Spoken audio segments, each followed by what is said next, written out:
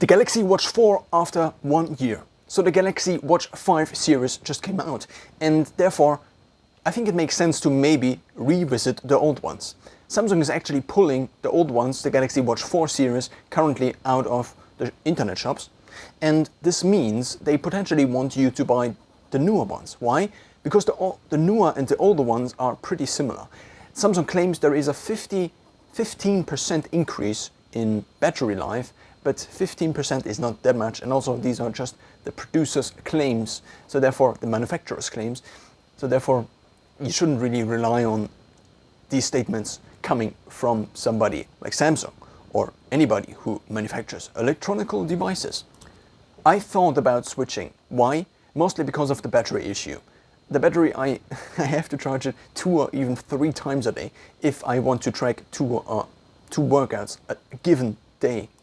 So I usually run maybe in the morning if I am already awake, and sometimes I do an evening workout if I am also awake in the evening, but usually I am. So therefore the problem becomes that you have to find a certain part of the day at which you are charging but not moving, because you also want this device to track your steps. And since I do not have my phone in my pocket all the time, the problem is that you want to track your steps all the time. You want also to track your sleep while you are sleeping. You also want this watch to be on your wrist whenever you are basically outside, because I think it makes sense to have this as an additional smartwatch in order to call for help in case of emergency, but also just as a payment method that you have with you at all times.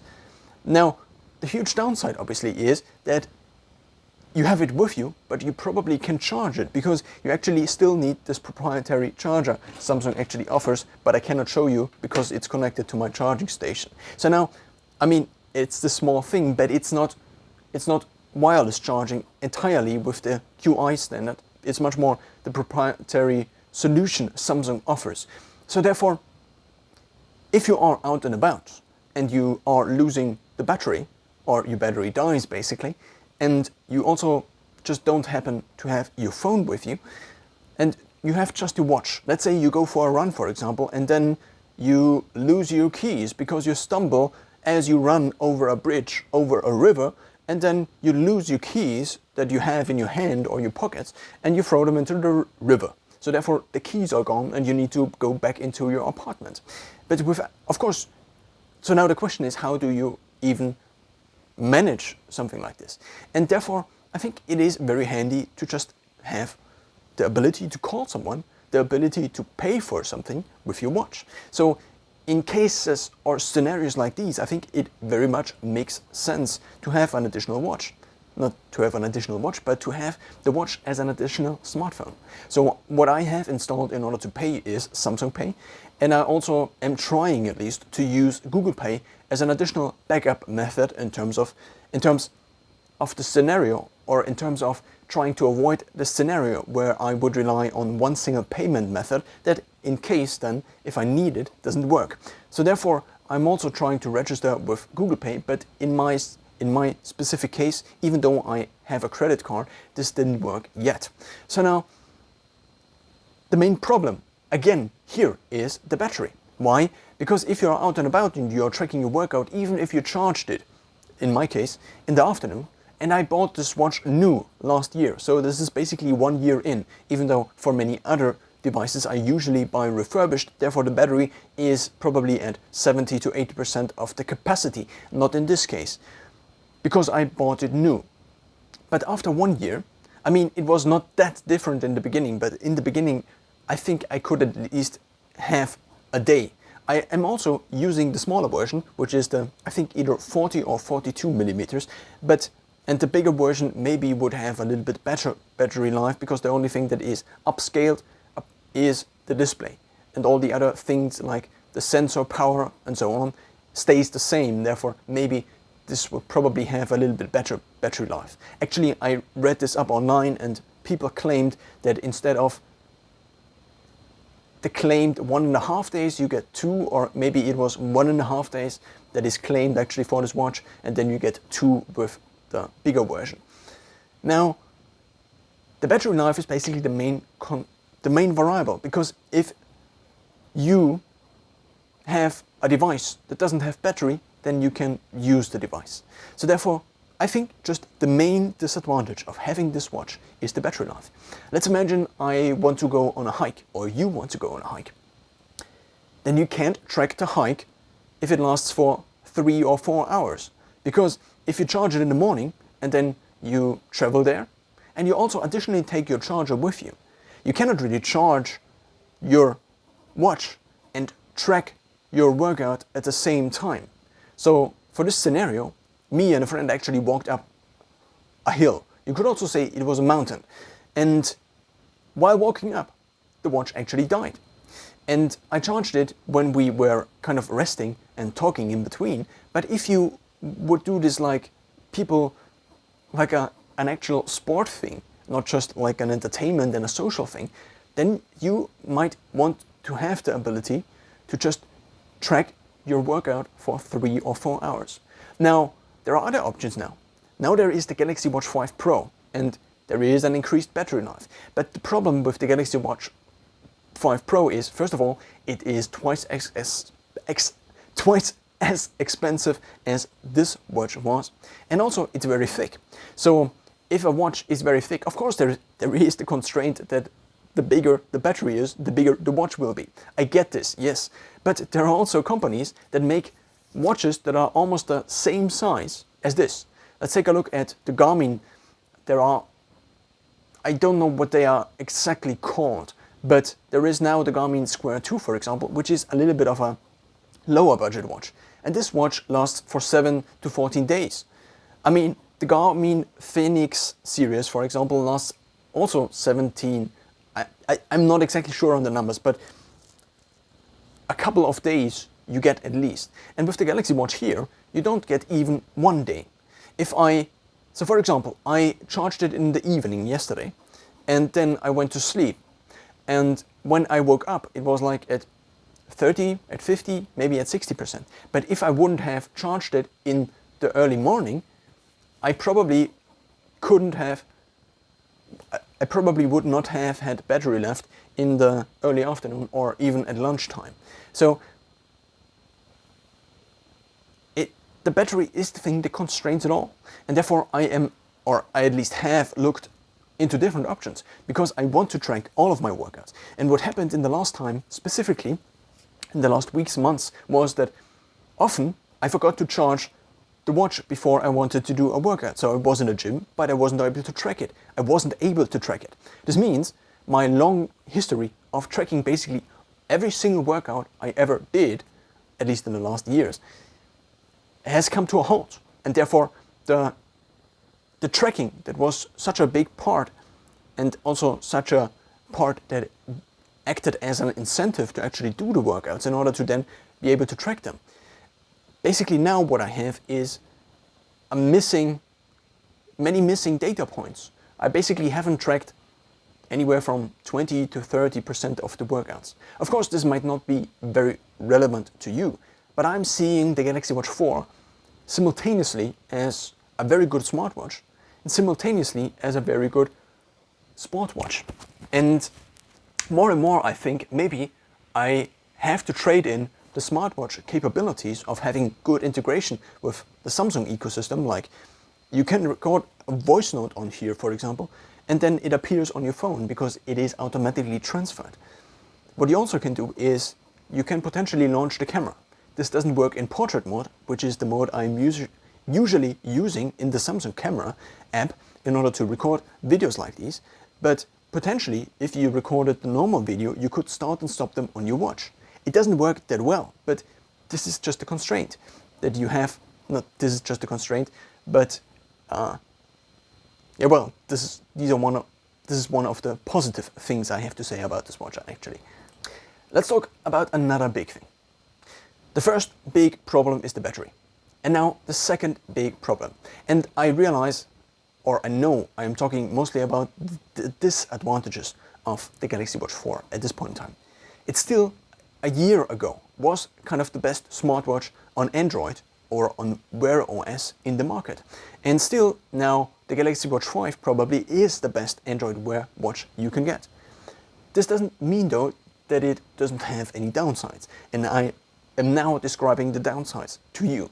And I think to some extent you can also transfer these downsides to the newer watches, even though some people online have claimed, at least on the Samsung.com website, that the watch is now a little bit faster.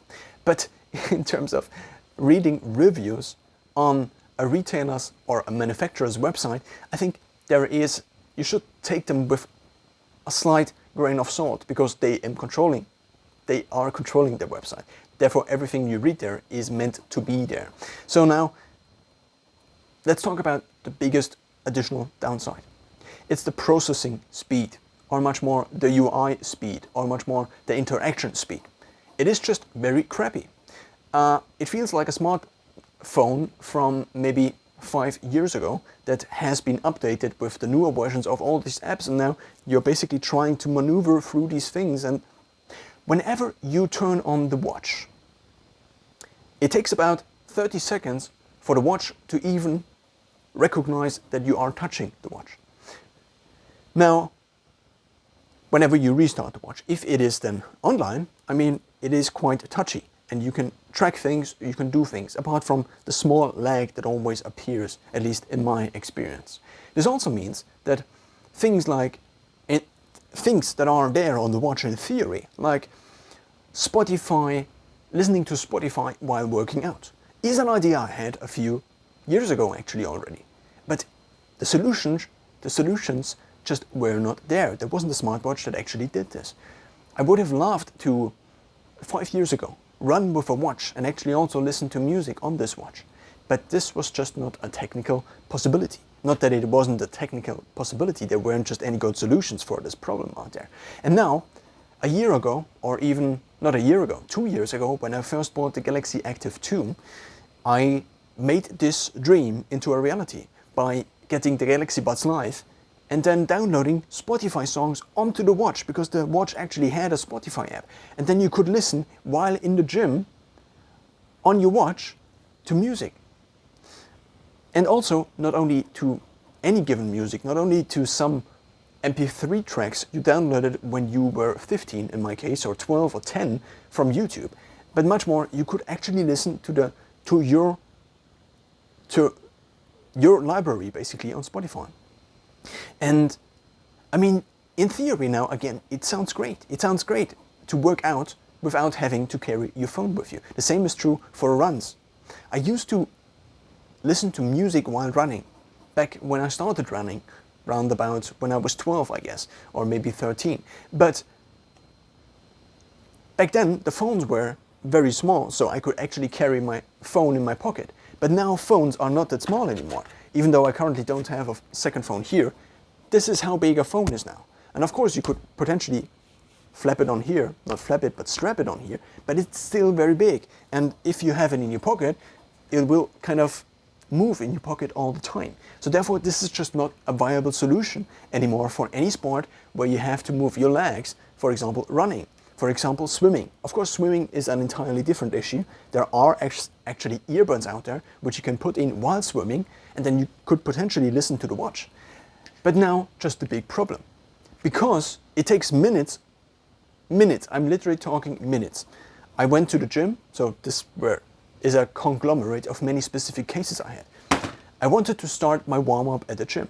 So I started the workout tracking, and then I wanted to start Spotify. Spotify started. And then it took about 30 seconds to even do something on there. And then, in addition, if you then clicked on a playlist, it just didn't start the music. And then after 2 minutes, already being prepared in the gym, and basically the watch subtracting from my overall workout time, because I have a fixed time block for workouts in order to not waste my time in the gym, because otherwise I would just do random things in the gym, stand around, talk in between.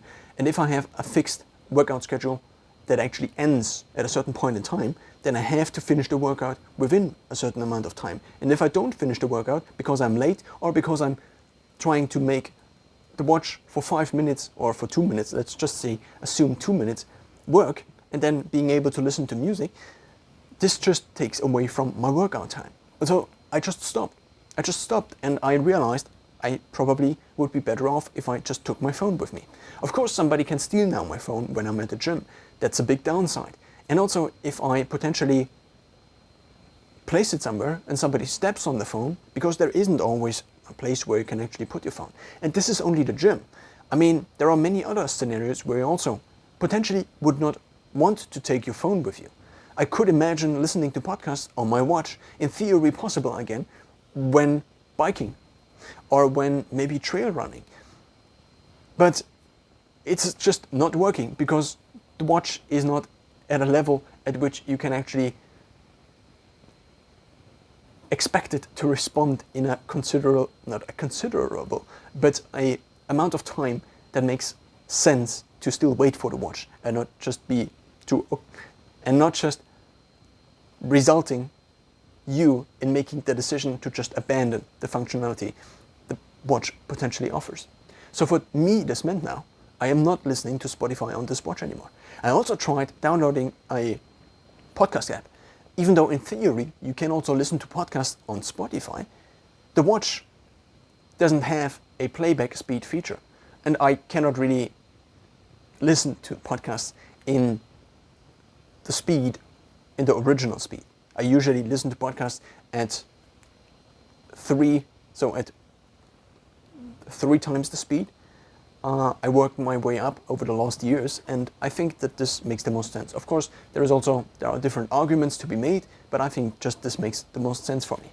So I downloaded a third-party app, not provided by a podcast company, for example.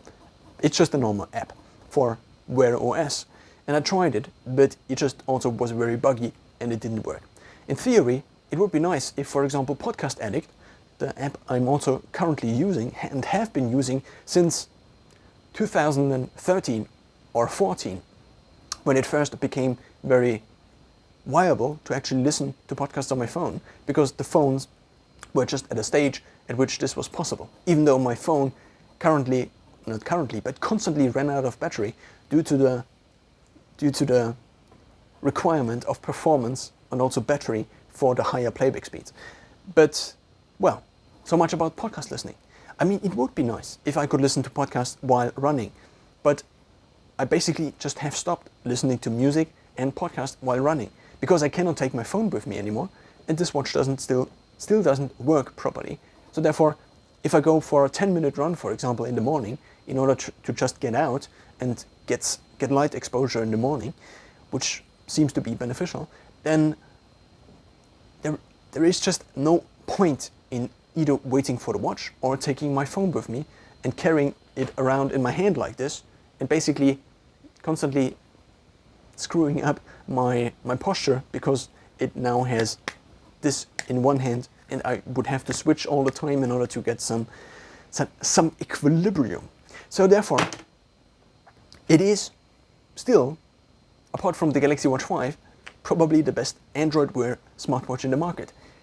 The problem is just, compared to phones, compared to notebooks, what they are capable of, also just in terms of input speed, in terms of, I mean, just a few, basically 30 minutes before, I just was on my notebook and I was able to very quickly input different things and move things around, and then you get to something like a watch and you just become frustrated because you're used to something that works much better. And therefore, maybe Android watches are just not as good as they could be yet. Of course they aren't, but maybe, yeah, well, I already thought about maybe getting a different solution, maybe buying actually a Garmin watch, because then the health tracking would work way better. Also, Samsung Health is still kind of even though it is really good, there is nothing to say about how good it actually is, but it could be way better. For example, they had a weight management tool in which you just could see the calories you actually burned in a given day and the calories you ate in a given day imported from MyFitnessPal. But now, years ago, when I bought the Galaxy Active 2, shortly after I bought it, they just eliminated the feature altogether. And now you just have random calories. You don't have random calories, but there is not a weight management tool in there, which was just something that was very practical. In addition, I mean, how cool would it be, for example, for Samsung Health to you being able to track workouts in the gym, for example, and then to track sub-workouts. Basically, okay, now I'm doing 50 push-ups. Currently, this is not possible. Every workout is on the same hierarchy level. So therefore, my suggestion maybe to Samsung would be to have one workout you track that tracks your heart rate and so on. Because the problem is, if you are at the gym and then you're doing 50 push-ups and then you're doing, I don't know, 10 pull-ups and then you're doing bench press, if you start and stop all the time, because there are presets for a very selective amount of exercises you can track at the gym, like bench press, for example, then in between you don't have your heart rate. In between you don't track calories. So this is a problem, because then it makes more sense to track the whole workout without tracking the individual exercises. So therefore you need another app. Currently I'm using Strong in order to then track your lifts actually, and how many pull-ups you did and how fast you did the pull-ups. It would just be very nice if there were more integrations. Samsung Health and Garmin Connect actually used to be, I think, connected to each other. Now it's not, and you cannot import to Garmin Connect, for example. How cool would it be if you could also wear a Galaxy Watch and then additionally use the Garmin Connect system? Of course, there is a business perspective behind this, that each company wants to basically enclose their customers in their own ecosystem and make it just harder to switch. If you can just sync all the health services in between, also Apple Health, then the walled garden is just not as effective. So now, in total, I'm currently really thinking about getting rid of the Galaxy Watch, even though all of the workouts I ever tracked are now in Samsung Health. Previously, I tracked a few in the beginning of workout tracking. Back in 2016, I began to track my random cycle tours whenever I drove to the city or something like this, just automatically with Google Fit, which was already a feature back then, which also additionally drained battery from my phone. But I thought maybe it would be useful down the line to just know how many kilometers I rode. Basically an overall bike computer that calculated all the kilometers I ever drove on a bike. And in the last years, this became more and more viable. I actually tracked almost every kilometer I was on a bike, apart from the instances in the last months where I just couldn't track them because my watch didn't have battery anymore. Now, I wanted to be this the end, and this could have been the end, but I think it makes sense to to conclude now finally. It is a very good watch. The main issues are the performance, the legginess, and especially the battery, which is priority number one, I would say. Potentially, this could be better in the bigger version. Also, the Galaxy Watch 5 Pro offers more battery. But for me, the idea I had in my mind for years now at this point in time was, what if you had a fitness tracker that actually you could use, maybe also to pay and things like these, that was as big as this. Basically something you wouldn't even register. And then you could just go around, walk around, having something like this, like the Casio. And now the Galaxy Watch 4 is already pretty close, I would say.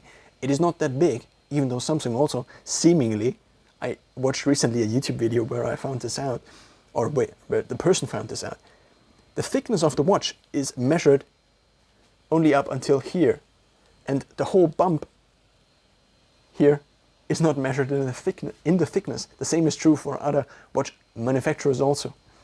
So basically there are millimeters thicker than listed on the websites. An upgrade to the Galaxy Watch 5, at least for me now, doesn't really make sense. I thought about getting a Garmin watch. Garmin watches are very expensive, especially if you want actually a high-tier Garmin watch. Now, they're also a little bit bigger, but what I could do potentially is I could track a whole hike in one given workout. For example, when I only try to do like a 30-kilometer bike ride, in the middle of the bike ride, my watch, back then the Galaxy Active 2, just stopped, even though I charged it before. And then I had in the middle, I had 20 kilometers tracked, and the last, all the way back, is basically just not tracked. It's not existent. And this means I'm missing out on 20 kilometers. And if this happens again and again and again, then I eventually miss out on hundreds, maybe thousands of kilometers over time. And this is just a problem, I think. And therefore I am maybe switching to Garmin, but of course I would then miss all the smart features of the Galaxy Watch, like the integration with the Samsung ecosystem, displaying the calendar, like having Google Assistant on your watch, like having Samsung Internet on your watch, like bookmark syncing, for example, and all these other nice things you actually have on a watch like this.